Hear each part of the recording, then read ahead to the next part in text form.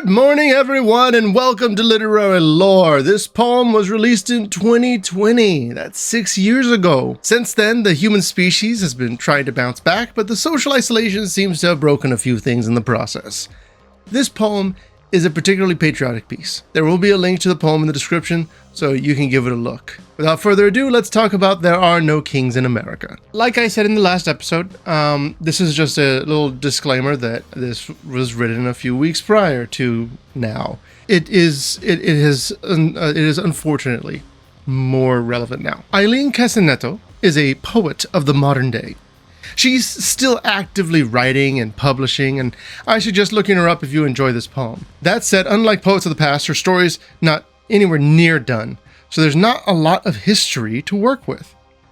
Previous poets, even modern poets, they've established foundations, or they've been a part of like their professors and stuff like that. This person, she is actively building up her resume. She's a part of so many different programs currently. She's currently getting awards. She's currently doing a lot of really cool stuff from right now.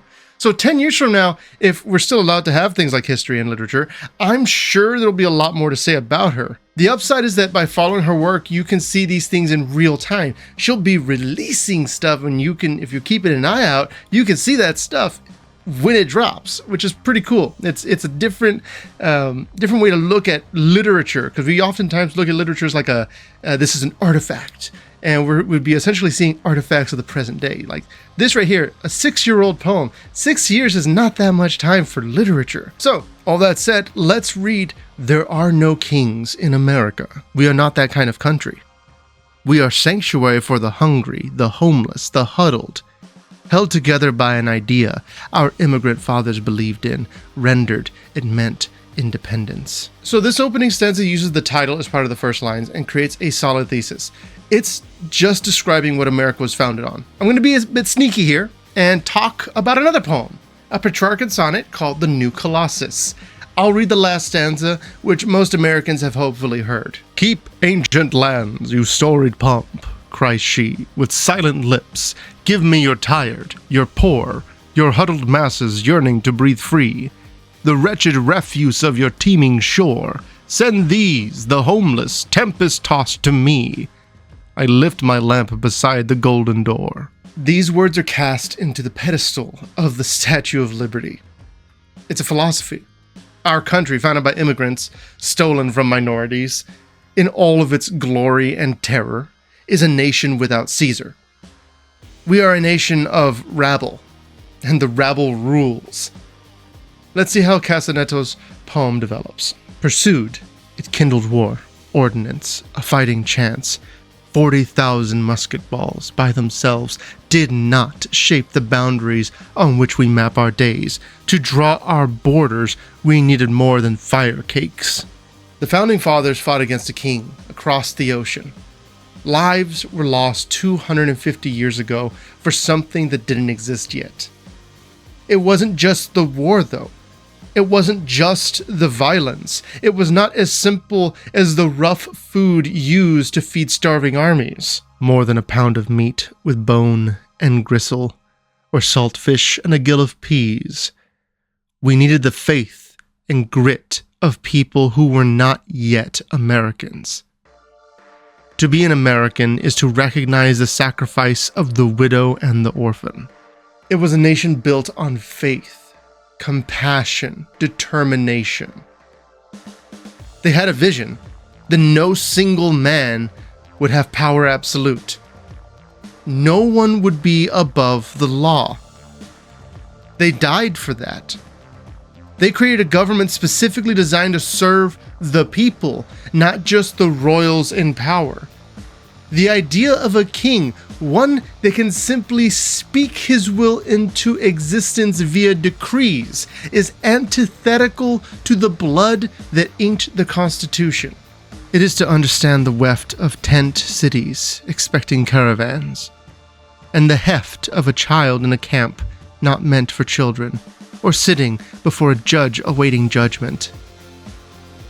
What do we say to the native whose lands we now inhabit? This stanza does a great job of continuing the parallels. A child in a camp not meant for children.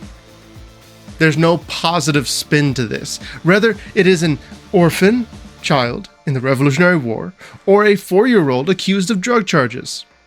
And just to slide those two lines in there, wasn't the idea that the savages were being saved, sending people into the homes of another group under the pretense of protecting them from themselves, acting as though Jesus wanted a strong arm to enforce his will, regardless of the victim's wishes? Was it worth destroying centuries of cultures?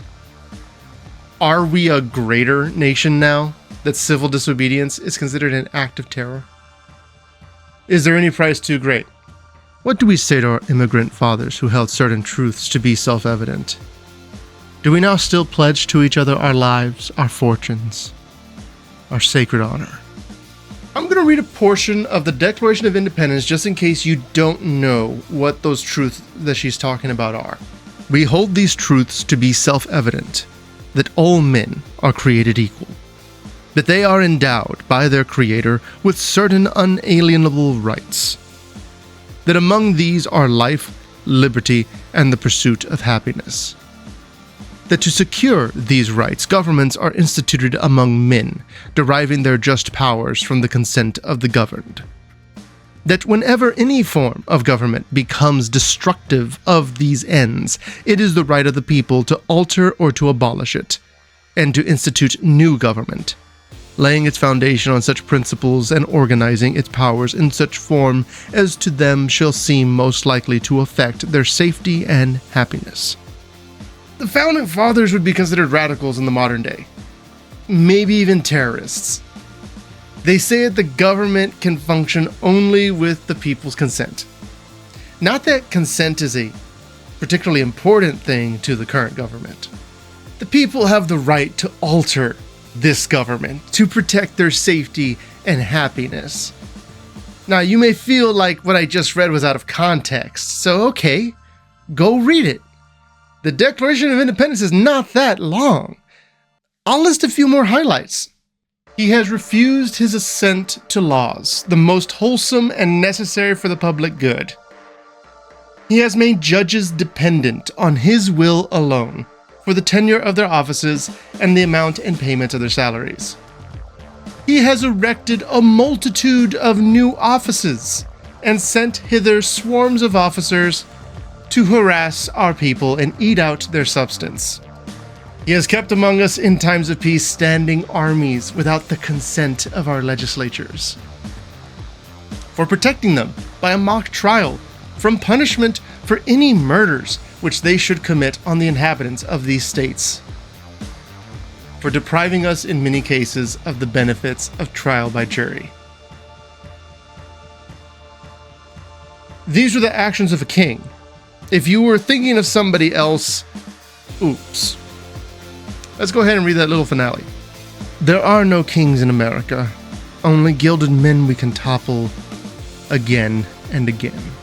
It's the entire point. There are no kings here, no matter the crown on their head or the gold around their neck. Pretenders will always rise, but so will defenders.